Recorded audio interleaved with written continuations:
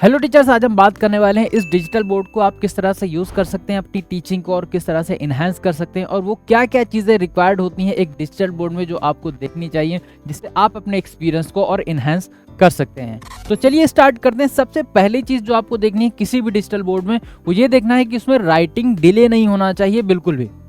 Writing delay का मतलब क्या है कि आप कुछ भी लिख रहे हैं तो वो वहाँ पर एकदम एट द सेम टाइम लिखना चाहिए, ऐसा आगे पीछे नहीं होना चाहिए। ठीक है, इससे भी काफ़ी बड़ा इम्पैक्ट पड़ता है आपके लिए। सेकेंड चीज़ जो आपको देखनी है वो बहुत इंपॉर्टेंट होता है कि आपका digital board easy to use होना चाहिए। ऐसा ना हो कि आपको उसको सीखने में 1 से 2 महीना लग जाए।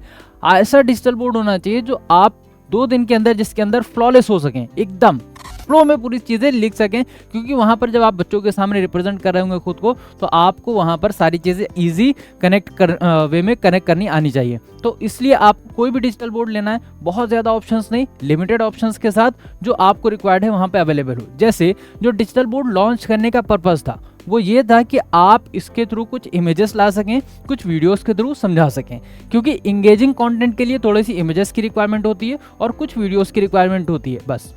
क्योंकि कंटेंट तो आपको आता ही है, आपको क्या डिलीवर करना है आपको पता है, सिर्फ आपको वहाँ पे एक टूल की रिक्वायरमेंट थी जिससे आप बच्चों को वो इमेजिन करा सकें जो आप अपने माइंड में सोच रहे हैं, जिससे आपका स्टूडेंट जो है वो और बेहतर तरीके से उन सारी चीज़ों को समझ सके और उन सारी चीज़ों को ग्रैब ऑन कर सके जो आगे उसको लाइफ में हेल्पफुल रहेगा।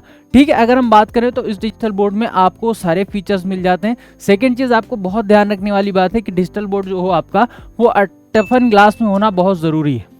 टफन ग्लास में हो, मजबूत हो तो बहुत ज़रूरी है वो। सेकेंड चीज़ क्या, आप इसमें यूज़ करने के लिए आप इसमें पीपीटी के थ्रू पढ़ा सकते हैं, पीडीएफ के थ्रू पढ़ा सकते हैं, थीम चेंज कर सकते हैं, बैकग्राउंड में अगर अपना वाटरमार्क लगाना चाह रहे हैं कोचिंग का, स्कूल का, तो आप वो लगा के पढ़ा सकते हैं। मतलब वो सारी चीज़ें जो आपको रिक्वायर्ड हैं अपनी ब्रांड को इम्प्रूव करने के लिए, वो सारी चीज़ें इसमें अवेलेबल होना ज़रूरी है। इसके साथ बात करें तो यहाँ पे पेन का ऑप्शन आपको मिलता ही है, हिंदी इंग्लिश रिकॉग्निशन फीचर भी आपको मिल जाता है, जिससे आप क्या है जो चीज़ें आप लिखते हैं यहाँ पर वो बहुत ईजी वे में कन्वर्ट हो जाती हैं, ऑटो राइट हो जाती हैं। जैसे यहाँ पर हम लिखते हैं